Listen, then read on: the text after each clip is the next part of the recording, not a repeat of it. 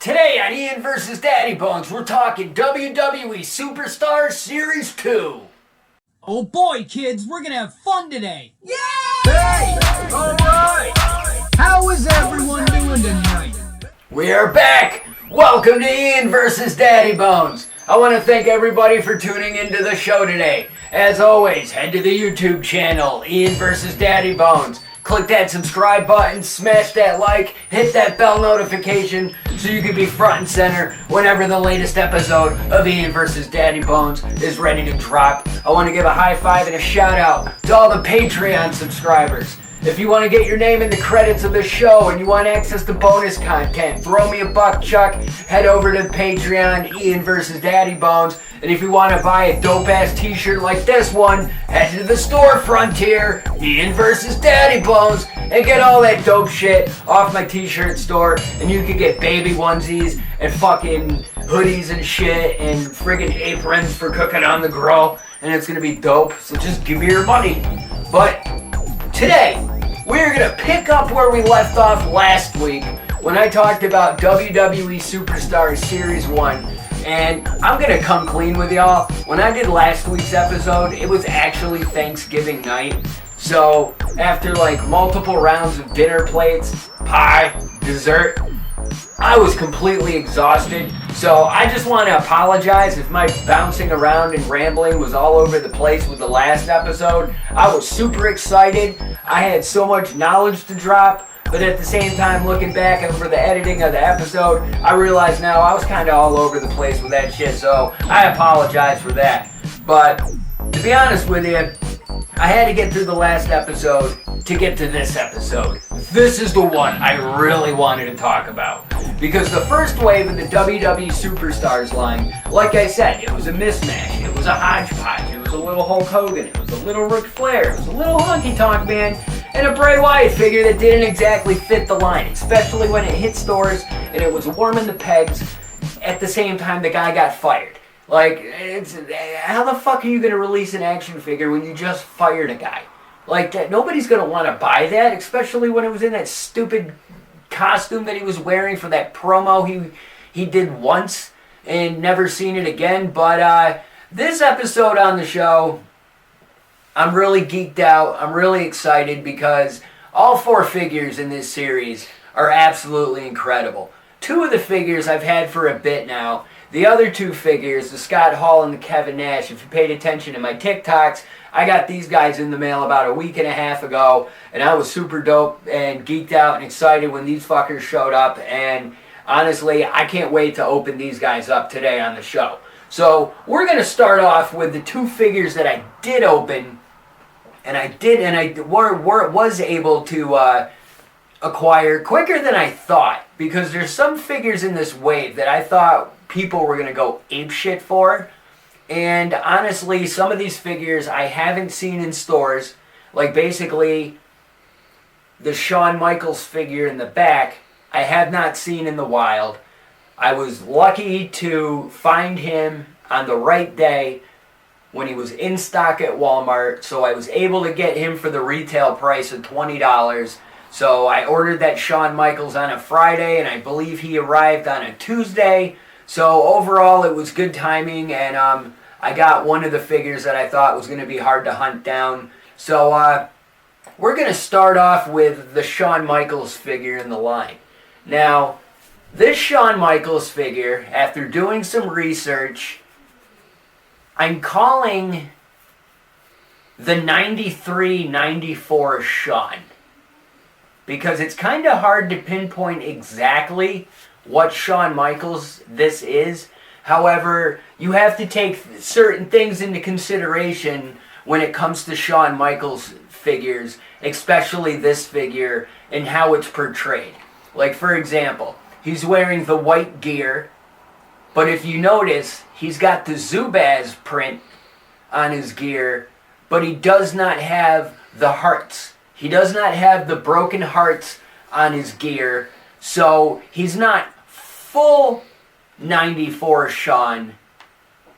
He's still 93 Shawn because it was the beginning of 1992, when Shawn Michaels tried to have a peaceful conversation with Marty Jannetty, and Marty Jannetty chose to run away like a coward and jump through the barbershop window, ending the partnership of the Rockers.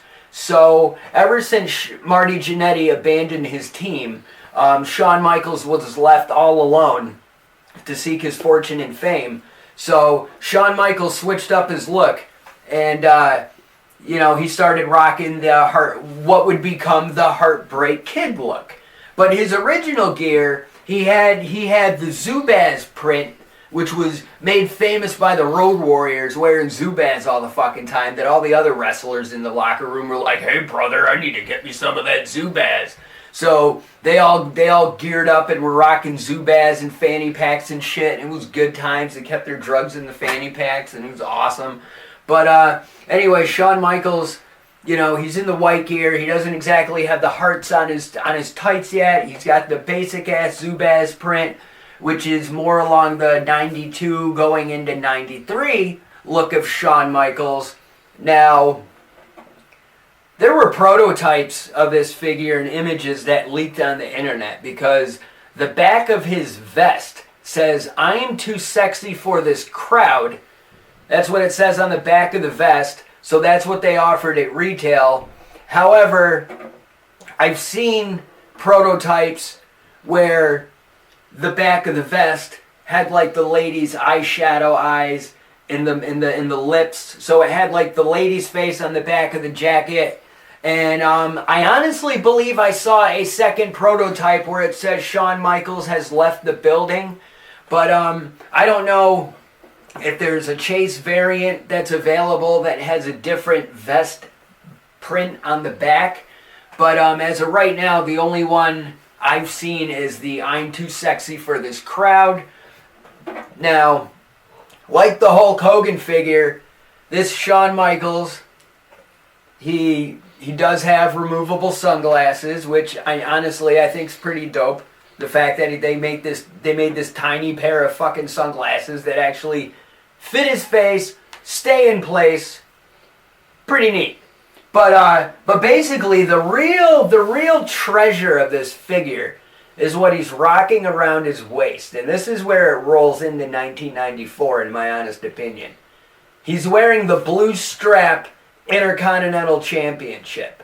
Now, the blue strap Intercontinental Championship, based on my internet searches, research, investigating,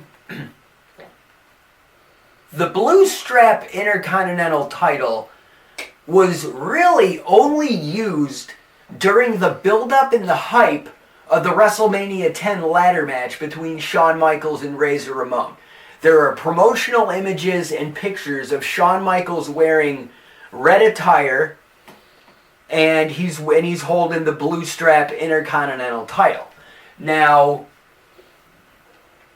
I think that right there, they could have made that Intercontinental Championship belt any strap they want. They any color strap they wanted to. Like they've released numerous Intercontinental Championship belts for various action figures. Like there's an Ultimate Warrior figure that has the yellow strap IC title that he had, and I think it's awesome that this Shawn Michaels comes with the blue strap Intercontinental title, because I don't know if they put out a future wrestler in a future wave who also is a former Intercontinental champion that may come with the title belt. He may come with a completely different variant. His belt may have a black strap with the plates and whatnot, and this Shawn Michaels figure may be the only figure that ever comes with that blue strap Intercontinental title, as he should. I mean, nobody else had it. I mean, it's a part of history, and it involved this man, and it involved ScottHall to the right here. I mean, it's my right, it's your left on the other side of the screen, and is what it is. But overall, I do gotta say, this is one of the coolest Shawn Michaels figures I've ever seen in my life. Like, the last time I actually had an open Shawn Michaels figure in my hand, I believe was the Jakks Pacific 1996 Shawn Michaels figure. And honestly, I mean, it's kind of, This Shawn Michaels figure is dope because it comes around full circle for like one reason.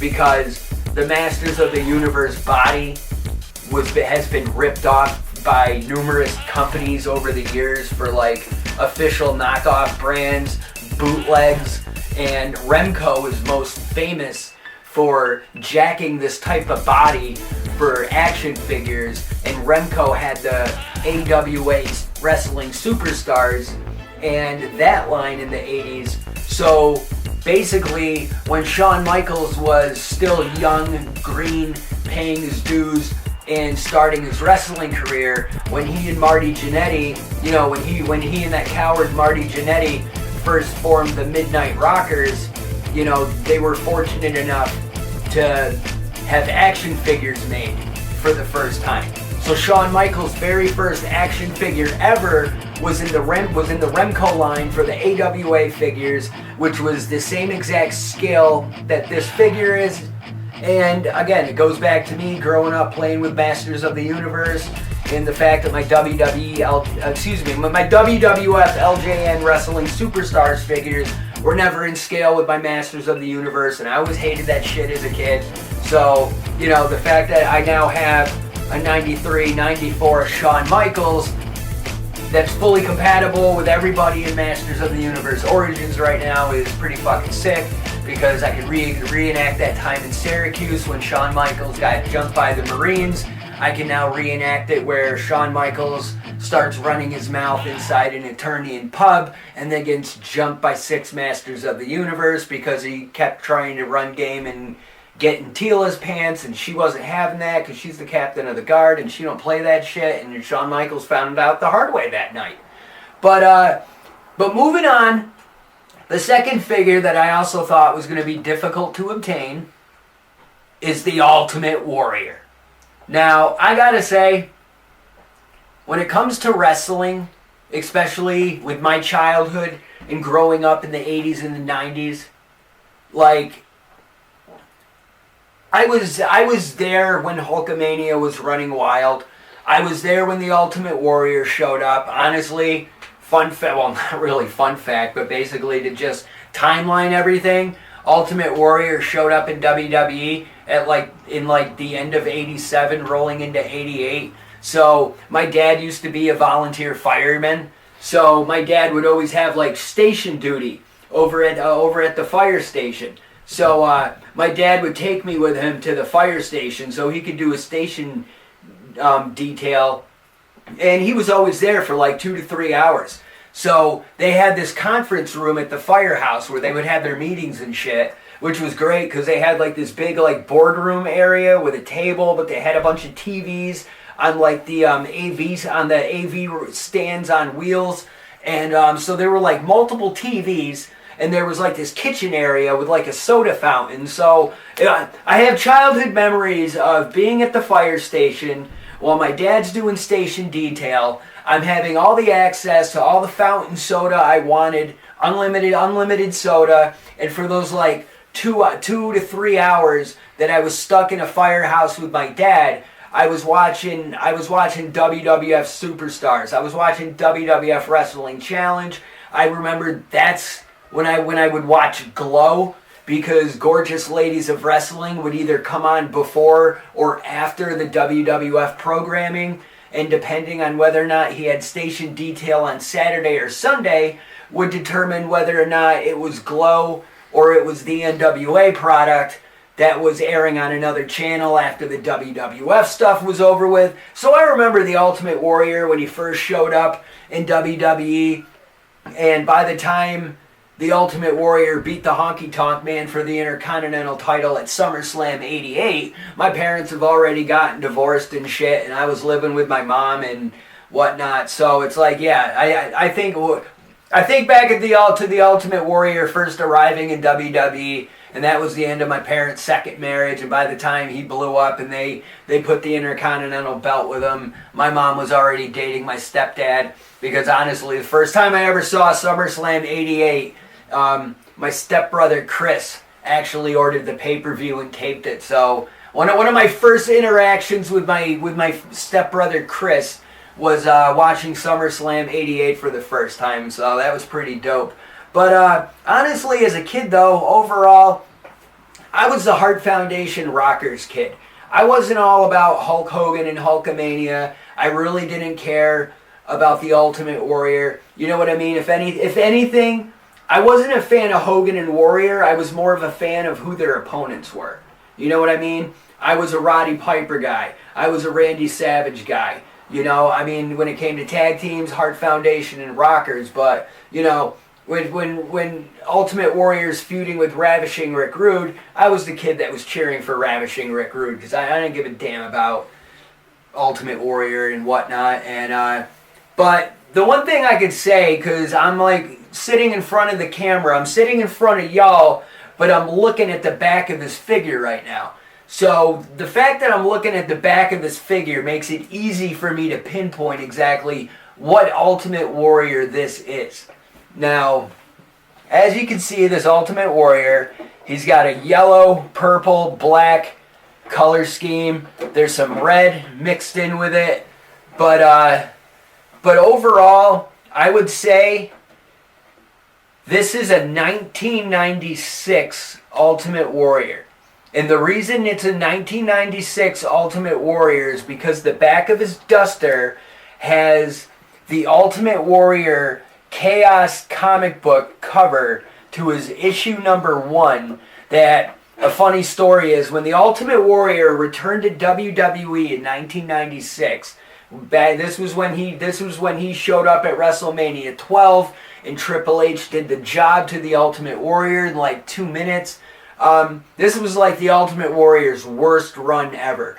Part of his deal agreeing to come back to the company, the Warrior's like, yeah, I got this gym in this wrestling school, Warrior University. I'm gonna need y'all to plug and promote the fuck out of that.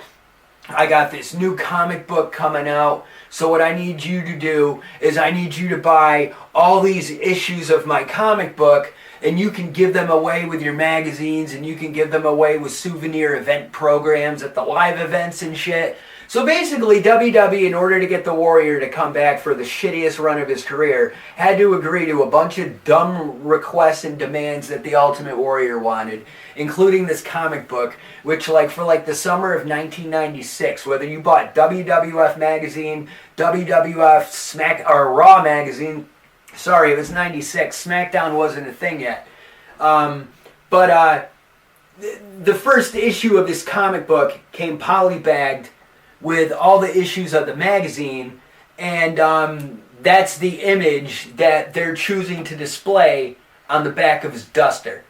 So WWE's got this unwanted stock of Ultimate Warrior comics that they just gave away, and it was like the shittiest run of his career. So I'm actually kind of shocked of all the Ultimate Warriors that they could have picked from, that this is the Ultimate Warrior that they chose to go with.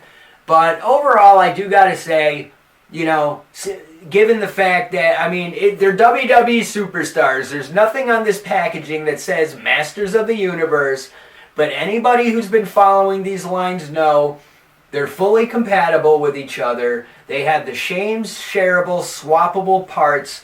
So to me, it's absolutely great seeing the Ultimate Warrior fit in to this Masters of the Universe line in this scale. And mind you, even with this being the Series 2 Ultimate Warrior figure, this isn't the first Ultimate Warrior figure within these lines, because they did have, I believe, 2 different Ultimate Warrior figures in the Masters of the WWE Universe line. One of the Warriors had like yellow armor that was like, I don't know, it had Merman, Aquaman vibes with this Ultimate Warrior figure. But then at the same time, they had another variant of the Ultimate Warrior that was like white and red that came out at the end of the line, which was interesting because they tied in one of the Ultimate Warrior's disastrous promos into a character description on the back of the packaging. Like Ultimate Warrior had this like promo where he's like, we're gonna take this spaceship and load it with the rocket fuel, and whatnot, and it's like everyone's like, what the fuck did he just say? So basically, the back of the Ultimate Warrior Masters of the Universe, Masters of the WWE Universe figure says, after his rocket ship crash lands on the planet Eternia, he's trying to find this space fuel so he can return home. So it was like, I see what you did there. That was very classy.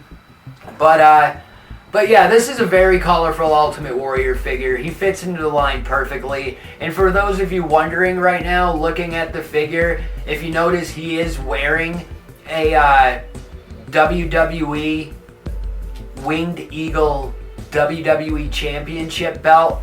Now, mind you, this figure did not come with that belt. That belt is from another figure that I have at home, and I just decided to put that belt on the Warrior myself because I feel that belt looked way better on the Warrior than it looked on the Big Daddy Cool Diesel figure that it originally came with.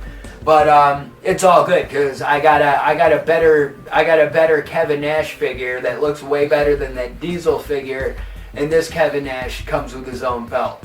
So yeah, you got the '96 Warrior, which I do gotta say, you know, considering it was 1996, that's like literally the Ultimate Warrior's shittiest run in the WWE, especially by the time they hit summer of 1996, because that's when the Ultimate Warrior started no-showing live events. He started no-showing appearances, and it just got to the point to where like WWE and Vince McMahon was like, you know what, fuck this guy, we're done with him. We gave him numerous second chances over the course of his career. We might as well just call it a loss and just see it. But to me, I think this Ultimate Warrior should have had a Chase variant. This Ultimate Warrior should have had a Chase variant where it's just an empty fucking package with no Ultimate Warrior figure. Just to look at the fact of all the live events that he no-showed. They should have an empty packaging for this figure with a note that simply reads, sorry, the Ultimate Warrior couldn't be here today or make his contracted agreements or appearances. But or even that, you know what I mean? Actually, now that I think about it, I went to a WWE live event, Buddy Misters, back in the summer of '96 that the Ultimate Warrior was actually scheduled at, and I believe the Ultimate Warrior was replaced by either the British Bulldog or a returning Psycho Sid for that particular house show in Albany, New York that he no-showed at. But yeah, they should have a note in the packaging that said, sorry, the Ultimate Warrior couldn't be bothered to... The Ultimate Warrior figure couldn't be bothered to show up to his packaging today. But overall, I do think, you know, he looks great. Awesome figure. Can't wait to add the other two to the line. So, with that said, let's open up the outsiders.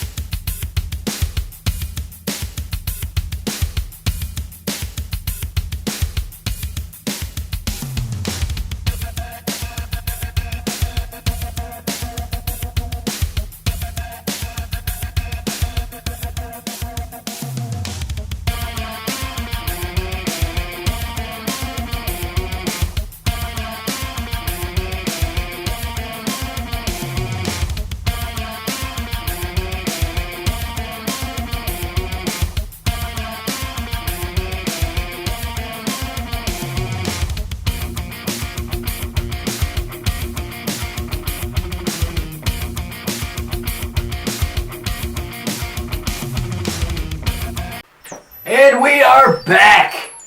As you can see, KevinNash, ScottHall have been unboxed, opened, and they have been officially added to the collection. And I gotta say, just like the hand gestures, they are throwing up next to Shawnmichaels. They are looking too sweet! That was very shitty. I could have done that a lot better, but hey, it is what it is. I do gotta say, like I said, they look fucking gorgeous. Like, I still got ScottHall with that little rubber band around his hand holding that can of spray paint, because I just think that looks neat in his hand, and what's the point of taking that rubber band off if the spray paint's just gonna fall out. So, I think it's good right where it is. And both of them look pretty sweet with their WCW tag straps. I was complaining on the unboxing that KevinNash's right foot was being kind of weird and not exactly wanting to move the greatest, and but eventually he stands on his own 2 feet, so that's great. It's good when they stand on their own and they're not falling over, because then it's a bitch trying to get them to pose properly on a shelf for display. But excuse me, but with this ring, ultimate little display piece for these figures. That's where I usually keep them. I try to blend them in with the Masters of the Universe Origins line, but with the ring, I like having them in the ring. They look pretty dope. Pretty much, that pose is where the Ultimate Warrior will always be as long as I have that figure. He's always going to be standing front and center in the ring, shaking those ropes. And I mean, what else are you going to do with an Ultimate Warrior figure? You just grip his hands on the ropes and he's and whatnot. Shawnmichaels is looking all dope. I absolutely love him. Like, look at the detail on that figure. I lay down for nobody! And you got ScottHall with them shitty sunglasses. His sunglasses don't like to stay on his face right. They keep popping off, so hopefully once I get him in his permanent location, once I get back to the house, I'll put those sunglasses on him and just leave him alone unless I'm taking pictures or whatnot. But there you go. WWE Superstars Series 2, Wave 2, officially complete. And now that these two are unboxed and added to the collection, I can get ready to do a WWE Superstars Series 3 video in the near future, because I had Wave 3 completed before I was able to complete Wave 2 of this line. But I do need to give a special shout out, because I didn't get to point it out earlier. But when I got this Ultimate Warrior figure, Eric Pinhat of the Diamond City War Machines actually found the Ultimate Warrior figure before I did. So Eric picked me up an Ultimate Warrior figure. He shipped it to me, and it arrived a couple of days after he grabbed it. So thank you very much, Eric Pinhat, for helping me get my Ultimate Warrior. And you know you're gonna get a shout out in the future episode as well, because you're the one that helped me get my Undertaker, and we're gonna talk about him when we do Series 2 with WWE Superstars. But as you can see, these figures are pretty well detailed, and they look dope as hell. Like, I mean, I'm just blown away about how above and beyond Mattel is going with these WWE Superstars. I love how they're the shared same parts as Masters of the Universe Origins. They're fully compatible. Like, I got 2 Sky Sleds back at the house that the outsiders are probably going to be chilling on, like Attorney and Motorcycles. But yeah, definitely super glad to have Hall and Nash, the outsiders, added to the collection. Again, it's been super sad this year with the passing of ScottHall. And if you're a listener of Kevin Nash's podcast, Click This, you know recently Kevin Nash lost his son Tristan, and that just fucking sucks, because literally when Kevin Nash started wearing this gear and was a member of the NWO, that's when he became a father and his son was born. So it's been a real shitty fucking year for Kevin Nash, losing your best friend and then losing your son. I can't imagine. But you know, I hope I never have to experience that type of tragedy. And you know, I got my oldest boy on the other side of the camera right now helping me the fuck out, and I appreciate and I love the shit out of you. I don't know what I'd do without you. But again, I want to thank everybody for supporting the show. I want to thank everybody for supporting the brand. Do me a favor, seriously. This holiday season, I'm just trying to grow this motherfucker. So click that subscribe, hit that bell notification, smash that like, leave a comment. Even if you want to tell me to fuck off, just interact with the show, make a comment, throw me a buck, Chuck, subscribe to the Patreon. You're going to get bonus content like me unboxing KevinNash and ScottHall in all its uncut glory. You're not just going to get the time-lapse footage. If you like dope-ass unique t-shirts, head over to the storefront here. Buy a t-shirt. That's all we ask. High five and support the brand, Stan. We can't do it without you. Can't get off without my jerks. And those are my Patreon subscribers. And I fucking love y'all because we're officially getting ready to end the first month of doing Ian versus Daddybones since I brought this show back. And I'm having so much fun doing this show. It gives me something to do with my kids, whether I'm toy hunting with my daughter or my oldest daughter is finding shit on sale in stores when I'm not in a position to jump on it. Julia will buy me a figure if I need something and be like, oh, it's all cool, Dad. You could get me next week. And it's like, oh, thanks. I appreciate that. So, you know, whether Owen's helping me out with production or my daughters are helping me out with toy hunts, all my kids are involved with this shit, and I'm just having a blast with it. And 5 seconds. Looks good. Okay, I was giving a shout out to everybody about following everything on the social media links, but Buddy Misters brought it to my attention with his gang signs in the background. We are running out of time. We are running out of space on the memory card. So, hashtag Ian versus Daddybones. Follow me. TikTok, Instagram, Ian versus Daddybones. Hit up the Patreon, Ian versus Daddybones. Throw me a buck, Chuck. Can't get off without my jerks. Subscribe to the channel on YouTube. Until next time, cheers, Pete!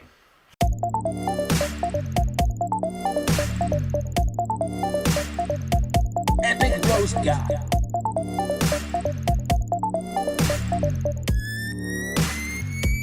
Epic roast guy.